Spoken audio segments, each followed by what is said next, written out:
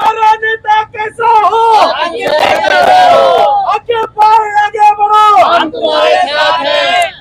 Hello friends, मैं हूं समीर और आप देख रहे हैं समाज खबरें हिंदी टीवी न्यूज़। क्या आप जानते हैं कि ये न्यूज़ एजेंसी है, तो आप अपने तरीके से इस वीडियो को अपने चैनल पर चला सकते हैं। हमारे साथ इस वक्त आकिब जी मौजूद हैं, जो कि वार्ड 34 से प्रत्याशी हैं। सर, क्या कहना चाहेंगे वार्ड को लेकर, क्या क्या कमी आपको देखने को मिली?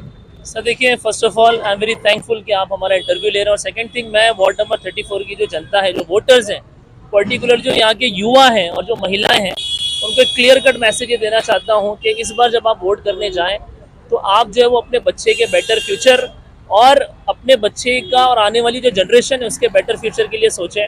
हम पिछले 22 सालों से 25 सालों से अपने वार्ड में, अपने इलाके में जो बातें सुन रहे हैं, चाहे वो जातिवाद को लेकर हो, चाहे वो डराने वाली राजनीति हो, चाहे वो ऐसी राजनीति हो कि अगर किसी पार्टी का विधायक हार जाएगा तो हमारे घर टूट जाएंगे, ये और इस तरह की बहुत सारी चीज़ें हैं। दूसरा और मैं कहूँगा कि अभी प्रेजेंट टाइम में सब जगह बैनर जो लगे हैं उसके बारे में क्या कहेंगे? देखिए, मैं वही कह रहा हूँ कि विंटर सेशन में असेंबली में जो बिल पास हुआ है वो सारे स्लम्स को लेकर हुआ है।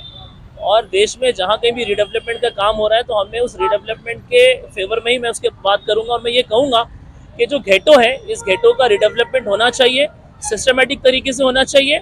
और पिछले 22-25 सालों के अंदर मालवनी का जो नक्शा एज इट इज था वो बदलना चाहिए। मैं इसमें 2-3 बातें आपसे कहूँगा जिन मुद्दों पर हम इलेक्शन लड़ रहे हैं। एक तो ये है कि हम ये चाहते हैं कि मालवनी का जो ओवरऑल इंफ्रास्ट्रक्चर है वो बहुत अच्छे से डेवलप हो।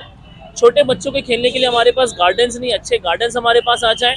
जल की जो निकासी है, पानी का जो प्रॉब्लम है वो बहुत ज़्यादा है, गंदा पानी आता है। तो हमारी कोशिश ये रहेगी कि हम सिस्टमेटिक तरीके से लीगल वे में। कि नगर सेवक इलेक्शन आता है तभी पानी गंदा हो जाता है जानबूझकर? नहीं, देखिए, जानबूझकर हाँ, किया जाता है, हमने नोट किया हुआ। मैं हम आपके मुंह से बुलवाना चाहते हैं। मैं इस पर ये बात कहना चाहता हूँ कि हम जनता को ये बताना चाहते हैं कि आप अपनी हर चीज़ को लीगलाइज करिए। और जब आप चीज़ों को लीगलाइज कर लेंगे, टैक्स पेयर बनेंगे, तो फिर वो इशू ही नहीं रह जाएगा और आपको साल के 12 महीने जो है वो साफ पानी मिलेगा। मेरा सवाल आपने बदल दिया। हमने कहा कि इलेक्शन को देखते हुए अक्सर पानी गंदा हो जाता है, उस पर क्या कहेंगे?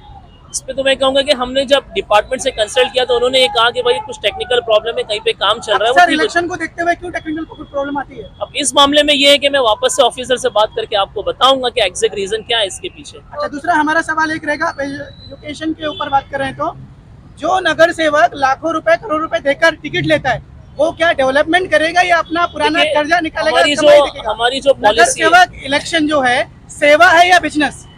वेलफेयर पार्टी का मानना ये है कि आज की जो राजनीति और देश के अंदर जो राजनीति चल रही है वो जो है वो पैसा बनाने के लिए अमीर और अमीर होता जा रहा है, गरीब और गरीब होता जा रहा है।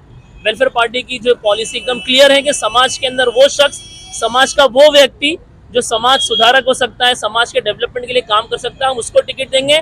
यहाँ पे ना परिवारवाद की बात होती है, ना जातिवाद की बात होती है, ना फैमिली की बात होती है। मैं आपको उदाहरण देना चाहता हूँ कि अभी अगर आप मालवनी में देखेंगे तो असलम शेख जी ने अपने बेटे को टिकट दे दिया है, अपनी बहन को टिकट दे दिया है, अपने दोस्तों को टिकट दे दिया है।